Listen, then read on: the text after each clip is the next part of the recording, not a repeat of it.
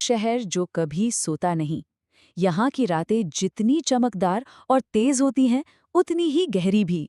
और कुछ कहानियां वो रोशनी में नहीं, बल्कि इन्हीं अंधेरों में जन्म लेती हैं। आज हम बात करेंगे मरीन ड्राइव के एक ऐसे ही अनसुने और रोंगटे खड़े कर देने वाले किस्से की। चलिए जरा इस मंजर की कल्पना करते हैं। पूरा शहर सो चुका है। गाड़ियों का शोर कहीं नहीं, सिर्फ समंदर की लहरों की आवाज गूंज रही है। और उस गहरी खामोशी में एक अजीब सा एहसास है कि कोई है जो देख रहा है।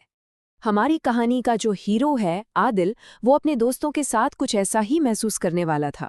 वो तो बस एक आम रात की तरह ही मरीन ड्राइव पर बैठे थे, शहर की रोशनी देख रहे थे। मतलब सब कुछ एकदम नॉर्मल लग रहा था। माहौल एकदम परफेक्ट था। लहरों की वो धीमी आवाज, सामने क्वींस नेकलेस की जगमगाती बत्तियां और वो ठंडी ठंडी हवा।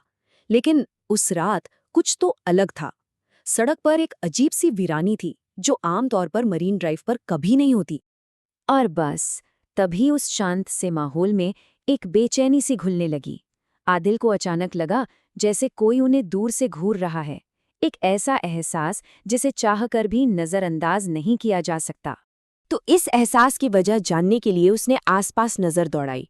पहले तो कुछ नहीं दिखा, पर फिर उसकी नजर समंदर किनारे पत्थरों पर खड़ी एक परछाई पर पड़ी। दूर पत्थरों पर सफेद कपड़ों में एक लड़की खड़ी थी। वो बस समंदर को देखे जा रही थी और उसके बाल हवा में उड़ रहे थे। पहली नजर में तो सब कुछ नॉर्मल लगा, शायद कोई और है जो इस शांत रात का लुत्फ उठा रहा है। पर जो बात आदिल के होश उड़ा देती है, वो कुछ और ही थी। जब उसने गौर से देखा तो पाया कि उस लड़की के पैर जमीन को छू ही नहीं रहे थे। जी हाँ, वो हवा में थी। बस यही वो पल था जब सुकून की जगह डर ने ले ली। अब जैसे ही ये एहसास हुआ, पूरा माहौल अचानक से बदलने लगा।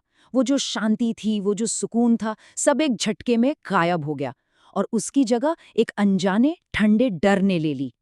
और ये बदलाव देखिए, जो लहरें कुछ देर पहले बिल्कुल शांत थीं, वो अब पूरी ताकत से पत्थरों से टकराने लगीं। वो हल्की ठंडी हवा अब बर्फीली महसूस हो रही थी। ऐसा लगा जैसे अचानक ही मौसम बदल गया हो। इतना डरने के बावजूद आदिल ने हिम्मत करके उस लड़की को आवाज दी। उसे लगा कि शायद वो किसी मुश्किल में है। बेचारे को क्या पता था कि असली मुश्किल तो अब शुरू होने वाली थी। और फिर जो हुआ, उसने सबकी रूह कंपा दी।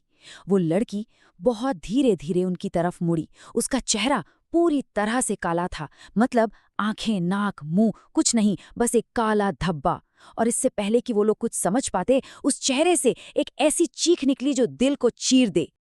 और उस चीख के साथ ही वो लड़की वहीं हवा में गायब हो गई, जैसे वो वहां कभी थी ही नहीं। आदिल और उसके दोस्त एकदम सन्न रह गए। वो समझ ही नहीं पा रहे थे कि जो अभी अभी देखा वो कोई भयानक सपना था या हकीकत। उस रात के बाद तो जैसे सब कुछ बदल गया था। वो उस घटना को किसी भी तरह भुला नहीं पा रहे थे। लेकिन इस पहेली का जवाब उन्हें अगले दिन मिला, एक ऐसी जगह से जहां किसी ने सोचा भी नहीं था। अगले दिन के अखबार में एक छोटी सी पुरानी खबर छपी थी। सालों पहले ठीक उसी जगह पर एक लड़की ने समंदर में कूदकर जान दे दी थी। और सबसे अजीब बात, उसकी बॉडी कभी मिली ही नहीं। अब उस रात जो हुआ, उसकी कड़ियां जुड़ने लगी थीं। और बस वो पुराना हादसा अब मरीन ड्राइव के एक शहरी किंवदंती बन चुका है। एक ऐसी कहानी जो रात के अंधेरे में एक पीढ़ी से दूसरी पीढ़ी को सुनाई जाती है, शायद एक चेतावनी के तौर पर। तो इस पूरी कहानी का निचोड़ ये है, वहाँ के लोग मानते हैं कि आज भी अगर आधी रात के बाद कोई मरीन ड्राइव पर अकेला बैठा हो, तो उसे लहरों के शोर के बीच किसी के सिसकने की आवाज़ सुनाई देती है।